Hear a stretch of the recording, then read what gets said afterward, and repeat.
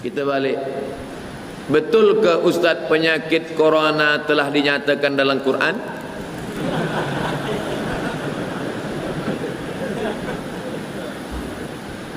Dia tengok dalam FB dia, Corona Zamana Kazaba. Bukan Quran, itu Iqra. Corona datang pada masa banyak dusta, bukan ayat Quran. Adapun yang pertama menyebut virus corona ini adalah ulama dari Yaman. Bukunya 5-10 tahun yang lalu. Al-Habib Masyhur Al-Adni, Abu Bakar Masyhur Al-Adni, dia sebut situ ada nama virus yang belum ada pada zaman sebelumnya. Tulis di situ humma al-corona. Humma demam, demam panas. Ko kaf waw ra waw non alif, corona. Tapi bukan Toyota. Corona. Dalam Quran tu. Macam mana Ustaz andai solat jemaah di sebelah orang mempunyai bau badan yang kuat, bau kurang pakaian sebelah orang baca kuat sikit sehingga terasa terganggu kita solat. Man akala basalan, siapa yang makan bawang putih, bawang basal, bawang merah, sauman bawang putih, fala yaqrabanna falyatazil musallana. Siapa yang makan bawang putih, siapa yang makan bawang merah, maka jangan dekat-dekat masjid kami, kata Nabi. Kenapa tak boleh dekat masjid? Innal malaikata tata'adza, sesungguhnya malaikat terganggu dengan bau bawang itu. Bawang, kira-kira mana yang hebat, bawang petai ke? Oleh sebab itu maka kita diajarkan, laula an asyqa ala ummati, kalau tidak memberatkan pada umatku, la amartuhum bis-siwak, aku suruh dia bersiwak inda kulli salah, setiap hendak bersolat dia bersiwak. Makanya para habaib kita, para tuan guru kita, para syekh kita, sebelum dia jadi imam, saya tengok waktu Habib Umar datang ke Jakarta di Hotel Crown solat subuh, saya tengok dia sebelum solat subuh, kata dia, sebelum angkat takbiratul ihram dia ambil siwak. Padahal gigi mereka bersih, tapi mereka nak ikut sunnah Rasulullah SAW, sawus sufu. Oleh sebab itu maka bersihkan mulut. Kami tanya badan, Ustaz jawab mulut pula. Sedangkan mulut yang kecil aja dijaga, apa lagi badan? Oleh sebab itu maka mesti mandi, mesti bersihkan. Ada penyakit itu akibat perut kotor. Kalau usus lambung ini kotor, maka dia menyebabkan keringat kita bau, peluh kita bau. Maka mesti dimakan ubat. Dia makan sehari dari pagi sampai petang, cari hari cuti, keluar semua, maka itu menyehatkan. Cari ubatnya supaya hilang bau-bau ini semua. Makanya di antara yang disukai Nabi adalah itar. Makanya kalau dalam majlis maulid dibakar itu bukhur daripada kayu gaharu, dibakar, dihidupkan. Orang yang tak faham dia sangka sedang memanggil jin hantu. Pergi ke Makkah dia tengok banyak jual kemenyan besar-besar, beli berkilo-kilo. Sebenarnya itu untuk apa kemenyan? Untuk mengharumkan. Sebab Nabi suka pada yang harum-harum, dan malaikat-malaikat rahmat juga suka pada yang wangi-wangi. Maka kita pakai ini, jauhkan daripada yang bau-bau, kerana malaikat pun terganggu dengan yang bau-bau. Kita disuruh buat kebaikan, meninggalkan larangan Allah. Bagaimana kalau kita ini tidak buat dosa besar dan senantiasa kebaikan, cuma solat tak berjamaah, perkara-perkara sunat kita tak buat, hanya buat yang wajib saja. Ini sebenarnya kalau saya tengok ini bukan nak tanya, nak menawar je. Kenapa kita tak solat berjamaah? Apa sebab kita tak sembahyang berjamaah? Nabi SAW bila dia lepas sembahyang, dia tengok ke belakang, dia tanya, asyahidun fulan, asyahidun fulan, mana si fulan, mana si fulan, kenapa tak datang solat berjamaah? Pernah suatu ketika Nabi berkata, layan tahiyanna, mereka yang tak datang solat berjamaah, mereka yang sembahyang di rumah, mereka yang sembahyang di jalan, berhenti, jangan ulang lagi. Kalau mereka tetap sembahyang di sana sendirian, la uharriqanna alaihim buyutahum, maka aku akan membakar rumah mereka. Oleh sebab itu, sedangkan dalam perang sekalipun, wa idza kunta fihim fa aqamta lahumus shalah, Kalau kau bersama dengan mereka ya Muhammad sallallahu alaihi wasallam, engkau menjadi pemimpin mereka dalam solat. Ayat ini tentang solat khauf.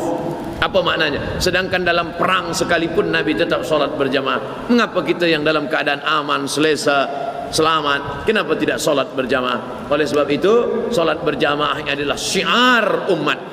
Saya tak ragukan lagi tentang solat berjamaah. Di Malaysia, di mana-mana masjid saya tengok penuh, semuanya ramai dengan solat berjamaah. Mudah-mudahan kita istiqamah insyaAllah. Sudah buat baik dengan keluarga mertua, sudah melayani keluarga suami dengan baik, tapi masih dibalas dengan layanan yang buruk. Kadang-kadang suami pun menyebelahi saya. Bagaimana lagi saya lakukan? Bolehkah saya tak balik terus ke rumah? Kita niat baik, kita buat baik, kita amal baik. Kalau datang baik berarti Allah bagi baik. Kalau datang tak baik, husnuzan kepada Allah Subhanahu wa taala. Kalau ada fitnah, in ja'akum fasiqun binaba'in fatabayyanu. Dalam qiraat lain fatathabbatu, mesti ada clear, mesti dijelaskan. Ini salahnya di sini, ini di sini. Jangan ikutkan fitnah-fitnah. Kalau ada orang tuduh macam-macam, tanya kita, kamu kenapa menuduh saya? Kenapa, apa yang salah? Mesti jelaskan. Kalau kita sudah jelaskan, orang tak boleh terima, maka kita tak boleh paksa orang. Afa anta tukrihun nasa? Apakah kau paksa orang lain supaya percaya kepada engkau? Tidak. Kita hanya disuruh menjelaskan. Innama anta munzir. Engkau hanya menjelaskan. Lasta alaihim bimusaitir. Engkau tak ada kuasa untuk memaksa orang lain. Maka bila kita dah jelaskan, tapi jangan lupa ada satu lagi. Di balik usaha manusia ada senjata orang beriman. Ad-du'a silahul mu'min. Doa senjatanya orang beriman. Banyak-banyak bertawassul dengan salawat, banyak-banyak bertawassul dengan Al-Fatihah. Ya ayyuhalladzina amanu taqullah, bertakwalah kamu kepada Allah, wabtaghu ilaihil wasilah. Bertawassul dengan Nabi Muhammad. Allahumma inni atawassalu ilaika bihaqqi nabiyyika Muhammad sallallahu alaihi wasallam wan nabiyyin wasiddiqin wasyuhada wassalihin an tuyassira li umuri. Ya Allah, berkat kemuliaan Nabi Muhammad, lembutkan hati orang, baikkan orang, buat orang dapat menerima. Selepas daripada itu serahkan pada Allah. Fa idza azamta, kalau kau sudah azam kepada Allah, fatawakkal 'ala Allah, bertawakkallah kepada Allah. Mana boleh bertawassul kepada orang yang sudah meninggal dunia? Kata sesetengah orang, tak boleh bertawassul kepada orang sudah meninggal dunia. Tengok hadis Nabi tentang menguburkan Fatimah, istri Abu Talib, ibu emak daripada Ali bin Abi Talib. Masa Nabi dapat berita bahawa mak angkat dia, makcik dia bernama Fatimah meninggal dunia, Nabi menggali kubur. Makam Fatimah itu Nabi sendiri yang menggalinya. Nabi masuk ke dalam, Nabi berdoa. Apa doa Nabi? Allahumma inni as'aluka bihaqqin nabiyyin. Aku meminta kepada engkau dengan para nabi-nabi. Disebutkan dalam kitab Al-Mu'jam Al-Kabir Imam At-Tabrani. Artinya apa? Nabi Muhammad bertawassul dengan nabi-nabi sebelumnya. Nabi-nabi sudah meninggal dunia dan mereka punya kehidupan yang khas, tak sama macam kita. Wala taqulu liman yuqtalu fi sabilillahi amwat. Jangan kau katakan mereka mati, bal ahya, mereka hidup. Walakin la tash'urun, kamu yang tak dapat merasakan kehidupan mereka. Oleh sebab itu jangan hiraukan tentang orang yang menolak tawassul. Kita tetap bertawassul dengan sallallahu alaihi wasallam, bertawassul dengan Al-Fatihah, bertawassul dengan Yasin untuk hajat-hajat kita, termasuklah hajat puan yang terkait dengan hati manusia. Bolehkah menulis satu ayat Quran di atas kertas? Contohnya Yasin ayat 58, surah Az-Zumar 73, surah Ar-Ra'd 24, surah Al-Qadar ayat 5. Ayat-ayatnya ditulis di atas 4 kertas, dampal pada setiap penjuru rumah. Betul ke kaidah itu boleh mengelak daripada wabah, penyakit dan bencana? Ya ayyuhalladzina amanu, hai orang beriman, idza quri'al Qur'an, kalau Quran dibacakan, fastami'u lahu, dengar baik-baik, wa ansitu, diam, la'allakum turhamun, mudah-mudahan kamu mendapat rahmat. Kalau kamu mendengar bacaan Quran, diam, mudah-mudahan kamu dapat rahmat. Sedangkan mendengarnya saja dapat rahmat, apalagi membacanya. Itu membaca. Bagaimana kalau menulis? Majmu' Fatawa Ibnu Taimiyah. Kenapa Ustaz ni sikit-sikit Ibnu Taimiyah, sikit-sikit Ibnu Taimiyah? Sebab yang banyak membid'ahkan ni kan yang ikut Ibnu Taimiyah. Maka kita pakai fatwa guru dia. Kata Ibnu Taimiyah, kalau dituliskan ayat di kertas, dituliskan ayat pada mangkuk. Tuliskan ayat pada mangkuk dengan tinta dawat, tapi dawatnya tak ada racun. Selepas dituliskan itu, lalu disiramkan air, lalu kemudian airnya diminum, maka boleh untuk istisqa. Oh, itu kan ulama belakangan. Bagaimana dengan kalangan salaf? Abdullah bin Abbas. Kata Abdullah bin Abbas, dituliskan ayat di kertas, lalu kemudian dituliskan ayat di kertas, lalu kemudian dimasukkan ke dalam air, lalu kemudian air itu diminum pada orang yang akan melahirkan anak, diminum untuk memudahkan dia. Lalu kemudian orang memilihlah ayat-ayat yang bersesuaian, namanya tayamun. Tayamun artinya mencari yang bersesuaian. Dituliskan orang ayat di situ. Tok Guru, ayat apa yang Tok Guru tuliskan tadi? Dia tengok baca, idza zulzilatil ardu zilzalaha. Apa hubungan dengan orang melahirkan? Wa akhrajatil ardu athqalaha. Sebagaimana keluar isi dalam perut bumi, keluar pula lah anak dari perut istrimu, kata dia. Menyesuaikan apa yang bersesuaian dengan yang ada dalam ayat, litabaruk, untuk mengambil barakah. Boleh jadi dia dapatkan daripada ijazah daripada guru-guru dia. Saya dulu waktu menulis risalah doktora, musyrifnya namanya Profesor Syekh Umar Al-Ma'ruf Ali.